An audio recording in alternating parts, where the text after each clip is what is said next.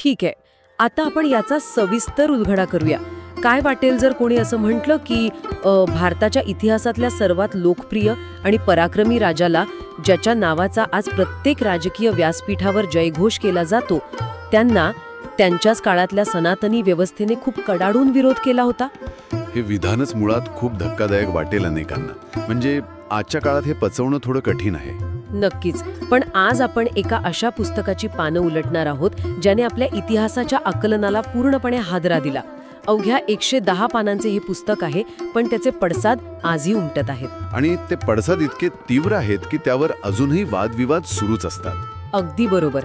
आजच्या या सखोल चर्चेत आपण ज्येष्ठ विचारवंत गोविंद पानसरे लिखित शिवाजी कोण होता या 1988 साली प्रकाशित झालेल्या अत्यंत वादग्रस्त पण तितक्याच प्रभावी पुस्तकाचा सविस्तर आढावा घेणार आहोत. या चर्चेच्या सुरुवातीलाच आपण आपली भूमिका स्पष्ट करूया. यातली सर्वात वेधक गोष्ट म्हणजे आपला उद्देश कोणत्याही राजकीय विचारधारेची बाजू घेणं हा अजिबात नाही. हो, हे श्रोत्यांसाठी आधीच स्पष्ट करणं खूप महत्वाचं आहे. अगदी. डाव्या किंवा उजव्या दोन्ही विचारसरणींच्या दाव्यांकडे आपण अत्यंत तटस्थपणे आणि केवळ पुस्तकात दिलेल्या माहितीच्या आधारे पाहणार आहोत. तर मग हे पुस्तक नेमकं काय आहे आणि त्याचा जन्म कसा झाला, इथूनच सुरुवात करूया. म्हणजे हे मुळात एक पुस्तक म्हणून लिहिलं गेलंच नव्हतं ना? नाही, तसं नाहीये. हे पुस्तक मुळात गोविंद पानसरे यांनी 1987 मध्ये दिलेल्या एका भाषणाचं छापील रूप आहे. अच्छा, म्हणजे एका भाषणातून या पुस्तकाची निर्मिती झाली. होय.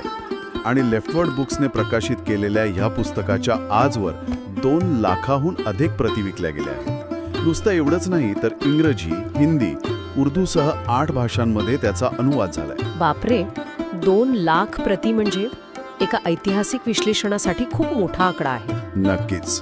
पानसरे हे स्वतः भारतीय कम्युनिस्ट पक्षाचे नेते, समाजवादी आणि तर्कशुद्ध विचारवंत होते. पण या पुस्तकाभोवती एक अत्यंत दुर्दैवी घटनाही जोडलेली आहे. आपण त्या 16 फेब्रुवारी 2015च्या घटनेबद्दल बोलत आहात ना? हो. त्यांच्यावर गोळीबार झाला आणि 20 फेब्रुवारीला त्यांचं निधन झालं. अनेक अहवालांमध्ये या हत्येचा संबंध याच पुस्तकाशी आणि त्यांच्या विचारांशी जोडला जातो, जरी हे प्रकरण अजूनही न्यायप्रविष्ट असलं तरी. म्हणजे हे केवळ इतिहासाचं पुस्तक नाही, तर एका भाषणाची अशी ठिणगी आहे जिने दशकांनंतरही समाजातील वैचारिक वणवा पेटवत ठेवला आहे. अगदी अचूक वर्णन केलं. इतिहासकार अनिरुद्ध देशपांडे यांच्या मताचा संदर्भ इथे द्यावासा वाटतो. त्यांच्या मते हे पुस्तक राष्ट्रवादाच्या पारंपरिक ऐतिहासिक कल्पनेपासून पूर्णपणे मुक्त आहे आणि म्हणूनच ते पूर्वग्रहरहित मानलं जातं. म्हणजे लेखकाने तो पारंपरिक चष्मा बाजूला ठेवून इतिहासाकडे पाहिला आहे. हो, आणि म्हणूनच हा दृष्टिकोन शिवाजी महाराजांच्या प्रशासनाकडे कसा पाहतो हे पाहणं खूप रंजक ठरतं. आणि तो म्हणजे जहागीरदारी पद्धतीचं निर्मूलन. पुस्तकातला एक अतिशय महत्वाचा आणि कळीचा मुद्दा आहे. तर या सगळ्याचा नेमका अर्थ काय, मला हे खरोखरच समजून घ्यायचंय. कारण प्रशासकीय निर्णय हा वरवर पाहता खूप तांत्रिक वाटतो. या एका निर्णयाने महाराजांना तत्कालीन पारंपरिक राजाशाहीपेक्षा वेगळं कसं ठरवलं? ते समजून घेण्यासाठी जहागीरदारी पद्धत काय होती हे पाहावं लागेल. ती केवळ एक प्रशासकीय रचना नव्हती, तर ती एक प्रकारची सरंजामशाही किंवा थोडक्यात सांगायचं तर एक फ्युडल माफिया व्यवस्था होती. बापरे, माफिया व्यवस्था? हो, कारण या व्यवस्थेत राजा थेट प्रजेकडून कर वसूल करत नसे. जहागीरदार हे मध्यस्थ होते. ते स्वतःची खासगी फौज बाळगत असत आणि प्रजेकडून मनमानी पद्धतीने कर उकळत असत. म्हणजे शेतकऱ्यांची प्रचंड पिळवणूक होत असणारी आहे. अगदी. आणि पानसरे अत्यंत सविस्तरपणे सांगतात की शिवाजी महाराजांनी ही व्यवस्था मुळासकट उखडून काढली. त्यांनी जहागीरदारांची सत्ता काढून घेतली आणि रयतेचा थेट राजाशी संबंध प्रस्थापित केला. अच्छा, म्हणजे मधले सगळे दलालच काढून टाकले. होय, आणि सैनिकांना जमिनीच्या तुकड्यांऐवजी थेट राज्याच्या खजिन्यातून रोख पगार देण्यास सुरुवात केली. याचा अर्थ असा की सैनिकांची आणि अधिकाऱ्यांची निष्ठा आता स्थानिक सरंजामदाराकडे न राहता थेट राज्याकडे आणि राजाकडे वळली. हे लष्करी दृष्टिकोनातून अत्यंत हुशारीचं पाऊल आहे. नक्कीच, आणि यातूनच ते खऱ्या अर्थाने रयतेचे राजे कसे झाले हे स्पष्ट होतं. आणि याचबरोबर आणखी एक मोठा बदल मला स्रोतांमध्ये दिसला, तो म्हणजे प्रशासकीय भाषेचा. तत्कालीन दरबारी भाषा फारशी होती, पण ती बदलून प्रशासनात मराठीचा वापर सक्तीचा करण्यात आला. हा निर्णय वरवर पाहता भाषिक वाटतो, पण तो मुळात प्रजेच्या अधिकाराशी जोडलेला आहे. हो, कारण जर आपण याचा सखोल विचार केला तर जेव्हा कायदे आणि जमिनीचे व्यवहार अशा भाषेत असतात जी बहुसंख्य शेतकऱ्यांना समजतच नाही, तेव्हा ती भाषा एक प्रकारे शोषणाचा हत्यार बनते. अगदी बरोबर. मराठीच्या वापरामुळे सामान्य माणसाला न्यायव्यवस्थेत प्रवेश मिळाला. त्यांना समजायला लागलं की कागदपत्रांवर नेमकं लिहिलंय काय. हे तर खरंच खूप मोठं पाऊल आहे. आणि स्त्रियांच्या संरक्षणासाठी आणि शेतकऱ्यांसाठी त्यांनी अत्यंत कठोर कायदे केले होते ना. हो, शेतकऱ्यांच्या उभ्या पिकाला लष्कराने हात लावू नये असे अत्यंत कडक नियम बनवले. हे निर्णय केवळ सत्तेचे नसून प्रजेप्रती असलेल्या उत्तरदायित्वाचे होते. म्हणजे पारंपरिक इतिहास त्यांना केवळ क्षत्रिय राजा रंगवतो, पण पानसऱ्यांच्या मते ते खऱ्या अर्थाने शेतकऱ्यांचे राजे होते. अगदी याच शब्दांत त्यांनी मांडणी केली आहे. प्रशासकीय निर्णयांमधून प्रजेची इतकी काळजी घेणारा असा राजा पाहिल्यानंतर सत्तेच्या राजकारणात सर्वात नाजूक असलेल्या धर्म या विषयाकडे वळणं अनिवार्य होतं. आणि इथेच हे पुस्तक सर्वात जास्त वादग्रस्त ठरतं. हो, कारण लहानपणापासून ज्या कथा आपण ऐकत आलो आहोत त्यात या सर्व लढायांना अनेकदा धार्मिक युद्धे म्हटलं गेलं आहे. हिंदू विरुद्ध मुस्लिम असा एक सरळ आणि सोपा संघर्ष आपल्या मनावर बिंबवला गेला आहे. पण पानसरे यांच्या दाव्यानुसार या लढायांचा मूळ हेतू पूर्णपणे वेगळा होता. जर आपण याला व्यापक दृष्टिकोनातून पाहिलं तर पानसरे अत्यंत ठामपणे सांगतात की शिवाजी महाराजांचे राज्य धर्मनिरपेक्ष होते आणि ते कट्टर हिंदुत्ववादी नव्हते. इथेच हा विषय खऱ्या अर्थाने अत्यंत रंजक बनतो. म्हणजे ते धर्मासाठी लढत नव्हते. नाही, ते मुघलांशी किंवा आदिलशाहीशी लढले कारण ते सत्ताधारी होते आणि रयतेचं शोषण करत होते. मुस्लिम होते म्हणून नव्हे. हा सत्तेचा संघर्ष होता, धर्माचा नाही. हे पटवून देण्यासाठी त्यांनी पुस्तकात काही उदाहरणे दिली आहेत का? भरपूर उदाहरणे आहेत. जर हे युद्ध धर्माचे असते तर महाराजांच्या स्वतःच्या सैन्यात इतके मुस्लिम सरदार का असते? विशेषतः नौदलात मदारी मेहतर, सिद्दी हिलाल अशी अनेक उच्चपदस्थ नावे इतिहासात आढळतात. खरंच की एका कट्टर धार्मिक राज्यासाठी ते नक्कीच लढले नसते. अगदी बरोबर. ते लढले कारण त्यांना या नव्या प्रशासनात सुरक्षितता आणि न्याय दिसत होता. हे समजून घेण्यासाठी आपल्याला युद्धभूमीवरील एका प्रसंगाची कल्पना करावी लागेल जो पुस्तकात नमूद आहे. समजा 17व्या शतकातील युद्धाचा प्रसंग आहे. मराठा सैन्याने शत्रूच्या छावणीवर छापा टाकला आहे आणि त्या हाती लागलेल्या सामानामध्ये कुराण सापडला आहे. हा अत्यंत संवेदनशील प्रसंग आहे. हो, कारण कोणत्याही पारंपरिक धार्मिक युद्धात अशा वेळी काय झालं असतं? त्या ग्रंथाचा अवमान झाला असता. पण पानसरे येथे लष्करी नियमांचे एक अत्यंत वेधक उदाहरण देतात. त्या नियमानुसार जर युद्धात शत्रूच्या गोटात कुराण सापडले तर त्याचा कधीही अपमान केला जात नसे. उलट अत्यंत आदराने ते कुराण सैन्यातील मुस्लिम नोकराकडे किंवा योग्य व्यक्तीकडे सोपवले जात असे. बापरे, म्हणजे युद्ध सुरू असतानाही इतका आदर? होय. पानसरे असा युक्तिवाद करतात की महाराजांच्या मनात धर्माबद्दल श्रद्धा नक्कीच होती, पण त्यांचा धर्म इतरांच्या द्वेषावर आधारित नव्हता. हे सर्व ऐकल्यावर माझ्या मनात एक अत्यंत मोठा विरोधाभास उभा राहतो. कोणता विरोधाभास?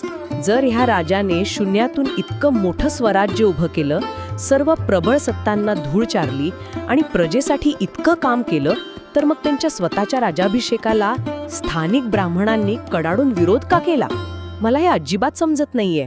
हाच तो इतिहासातील सर्वात अस्वस्थ करणारा पैलू आहे, ज्यावर पानसरे थेट भाष्य करतात. म्हणजे 17व्या शतकात जातीव्यवस्थेची पाळीमुळं लष्करी ताकद आणि राजकीय सत्तेपेक्षाही अधिक घट्ट होती का? तत्कालीन सनातनी व्यवस्थेनुसार राज्याभिषेक करून घेण्याचा आणि छत्रपती होण्याचा अधिकार केवळ क्षत्रियांना होता. स्थानिक ब्राह्मणांच्या मते शिवाजी महाराज हे क्षत्रिय नव्हते. म्हणजे एवढं मोठं राज्य उभारूनही ते त्यांना राजा मानायला तयार नव्हते? नाही, ते त्यांना शूद्र किंवा नीच जातीचे मानत होते. त्यामुळे त्यांना वेदोक्त मंत्रांनी राज्याभिषेक करण्याचा अधिकार नाही अशी उघड भूमिका घेण्यात आली. अखेर काशीहून गागा भट्ट यांना बोलवून वंशावळी सिद्ध करून मगच हा राज्याभिषेक पार पडला. हे खरोखरच धक्कादायक आहे. सत्तेच्या सर्वोच्च शिखरावर बसणाऱ्या माणसालाही जातीव्यवस्थेच्या या कठोर अटींमधून सूट नव्हती. याच संदर्भात आपल्या स्रोतांमध्ये महात्मा फुले यांचा एक अत्यंत महत्त्वाचा उल्लेख आहे. हो, महात्मा फुलेंनी त्यांना दिलेली ती पदवी कुळवाडी भूषण. कुळवाडी म्हणजे शेतकरी.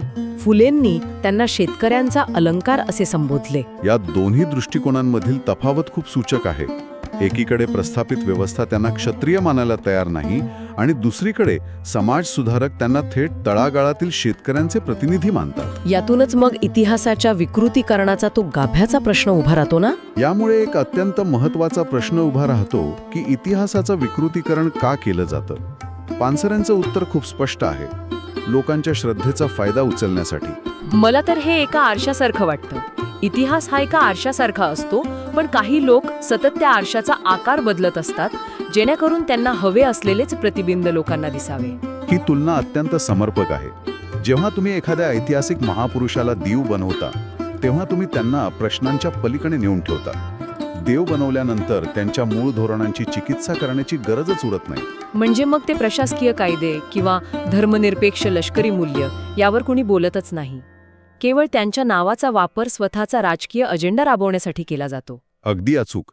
पानसरे यांनी केवळ इतिहासातील घटना मांडल्या नाहीत, तर त्या घटनांचा आजच्या काळात कसा गैरवापर केला जातो यावर बोट ठेवला आहे. आणि साहजिकच आहे, इतिहासाच्या अशा कठोर चिकित्सेमुळे समाजातील काही घटकांमध्ये तीव्र प्रतिक्रिया उमटणे स्वाभाविक होते. आणि पुस्तकाभोवती निर्माण झालेला वाद याच प्रतिक्रियेचा भाग आहे. होय, अगदी पुस्तकाच्या शीर्षकावरूनच ही ठिणगी उडाली होती. शिवाजी कोण होता हे शीर्षकच अनेक संघटनांना खटकले. त्यांना महाराज किंवा छत्रपती न म्हणता केवळ शिवाजी म्हटल्यामुळे हिंदुत्ववादी संघटनांचा संताप झाला. त्यांच्या मते हा मोठा अपमान होता. यातूनच वाद इतका वाढला की शिवसेनेच्या एका आमदाराने तर या पुस्तकाच्या प्रकाशकाला थेट जीवे मारण्याची धमकी दिली होती. केवळ धमक्याच नाही, तर राजकीय नेत्यांकडूनही यावर प्रतिक्रिया आल्या होत्या. माजी मुख्यमंत्री देवेंद्र फडणवीस यांचे एक वक्तव्य या संदर्भात श्रोत्यांमध्ये दिलंय. हो, ते म्हणाले होते की शिवाजी महाराजांचे वैभव इतके मोठे आहे की कोणीही त्यांचा अपमान करू शकत नाही. आपण जर या पुस्तकाची समीक्षा पाहिली तर ती दोन्ही टोकांकडून झाली आहे ना.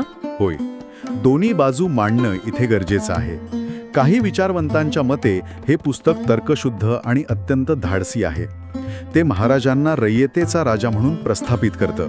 आणि दुसऱ्या बाजूला काही समीक्षकांनी याला एक विशिष्ट अजेंड्याचा मॅनिफेस्टो किंवा जाहीरनामा म्हटला आहे. त्यांच्या मते पानसरे यांनी इतिहास स्वतःच्या कम्युनिस्ट तत्त्वज्ञानात बसवण्यासाठी महाराजांच्या चरित्राची सोयीस्कर मांडणी केली आहे. इथे आपण पुन्हा एकदा स्पष्ट करूया की आपण केवळ स्रोतामध्ये दिलेली मते मांडत आहोत. नक्कीच. दोन्ही बाजूंकडे लक्ष दिलं तर लक्षात येतं की डाव्यांना ते शेतकऱ्यांचे आणि धर्मनिरपेक्ष राजे वाटतात, तर उजव्यांना ते हिंदूंचे रक्षण करते वाटतात. प्रत्येक काळ, प्रत्येक विचारसरणी स्वतःच्या गरजेनुसार इतिहास वाचत असते. इतिहासाची पानं तीच असतात, पण वाचणाऱ्याचा दृष्टिकोन सतत बदलत असतो. आपण आता आपल्या चर्चेच्या अंतिम टप्प्यात आलो आहोत. याचा सारांश सांगायचा झाला तर हे 110 पानांचे पुस्तक केवळ एक इतिहास कथा उरत नाही. हे खरोखरच एक वैचारिक घोषणापत्र आहे. अगदी बरोबर. हे पुस्तक वाचायचं की नाही, त्यातल्या दाव्यांवर विश्वास ठेवायचा की नाही, हे श्रोत्यांसाठी पूर्णपणे त्यांच्या स्वतःच्या बुद्धीवर आणि विवेकावर अवलंबून आहे. पण अशा भिन्न दृष्टिकोनाकडे आपण डोळेझाक करू शकत नाही. या संपूर्ण चर्चेतून जाताना मला एका अत्यंत महत्त्वाच्या मुद्द्याकडे लक्ष वेधायचंय.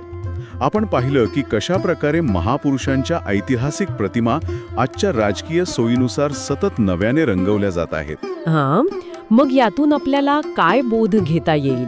जर हे असंच चालत राहिलं तर शेकडो वर्षांनंतर निर्माण झालेल्या या राजकीय आणि सामाजिक समजुतींच्या आवरणातून तो मूळ ऐतिहासिक माणूस आणि त्याचे खरे विचार शोधून काढणे आजच्या पिढीला कधी शक्य होईल का, हा विचार करायला लावणारा प्रश्न आहे.